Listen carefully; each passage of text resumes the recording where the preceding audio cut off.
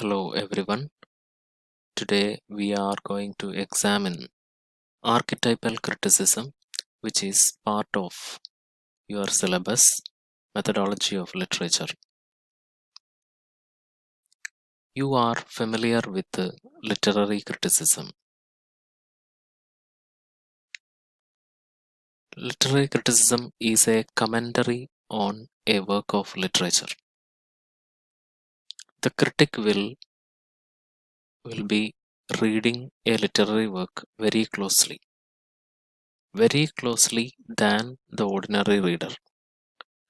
In order to understand the deeper meanings in it, in order to study the technique of writing employed by the writer, in order to find out the motives of the writer, both superficial motives and hidden motives, etc.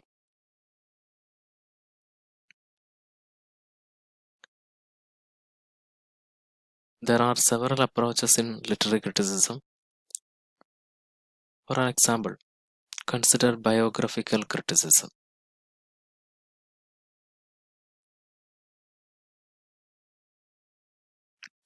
Biographical criticism is an approach to literary work followed by a school of critics. They analyze a writer's biography to show the relationship between the author's life and their works of literature. Another such approach is new criticism. They do not consider the biographical elements of the author. They closely read the text, the figures of speech, etc. Thus, there are several approaches followed by several critics. Today, we are going to study about such an approach. It is called archetypal criticism.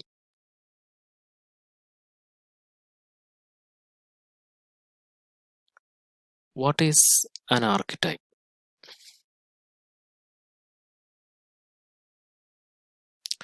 A constantly recurring, that is, repeating symbol or motif in literature, painting, or mythology is called an archetype. Archetype is an element that is continuously repeating in literature, painting, or mythology. The recurring elements can be same type of characters repeating over and over again,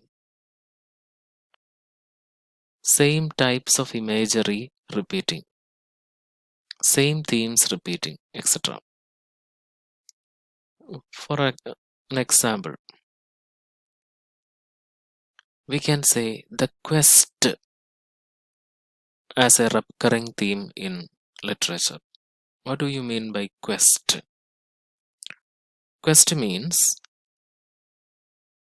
hero having a task to fulfill during the story. For example, he had to kill a monster. He had to solve a mystery. He had to save the princess from a secret castle. He had to conquer the villain, etc. So, a hero has a task to be completed. That is a recurring motif, recurring element. So we can say that that quest is an archetype. Another such archetype is the fall of a character from a high status to low status, some tragedy occurring to characters, etc. For example, the fall of a king from that high status to that of a beggar, which is happening in a story. It is a fall.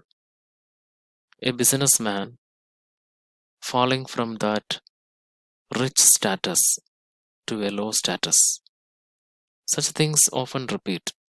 Fall is another archetype. See, a hero is a character archetype.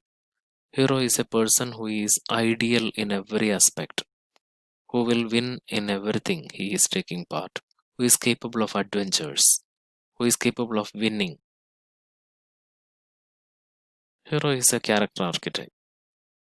Another archetype is hero's friend, or what we say, sidekick, is also an archetypal element recurring in literature.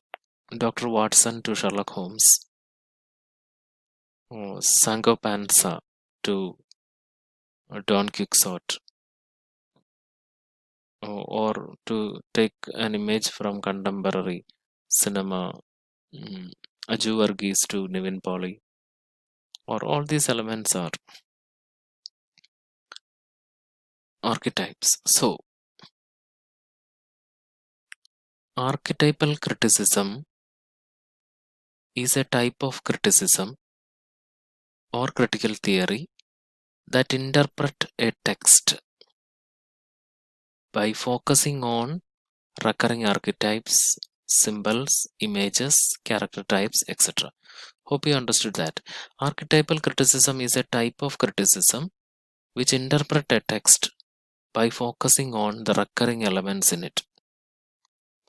An archetype is an ancient image, character, or a pattern of situations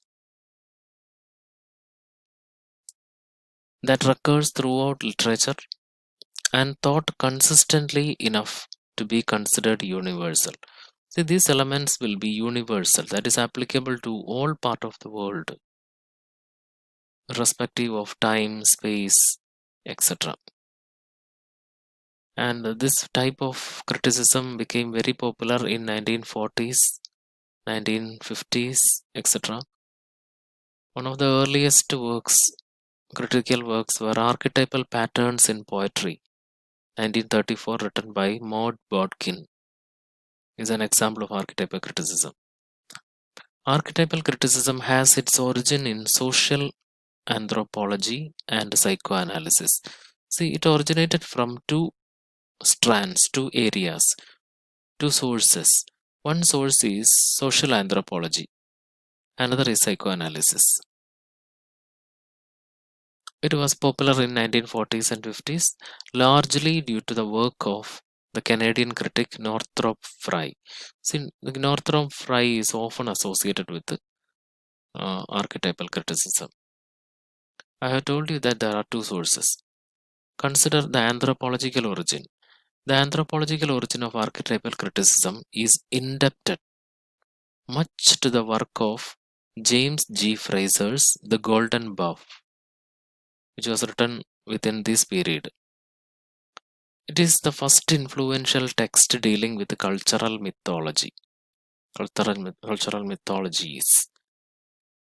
Fraser identifies various shared practices that exist in ancient Greek religions and modern religions, especially Christianity. An example is birth rebirth motif.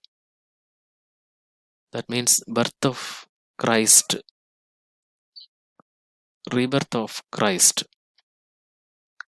These elements are important part of Christianity. This motif can be observed in ancient religions as well. Another root of an archetypal criticism comes from the works of Swiss analyst Carl Gustav Jung. Jung concentrated his analysis on a concept called collective unconscious. I will explain what collective unconscious in the next class. We are stopping here. Try to Google and find out more about Jung and collective unconscious. We will discuss in detail in the next class.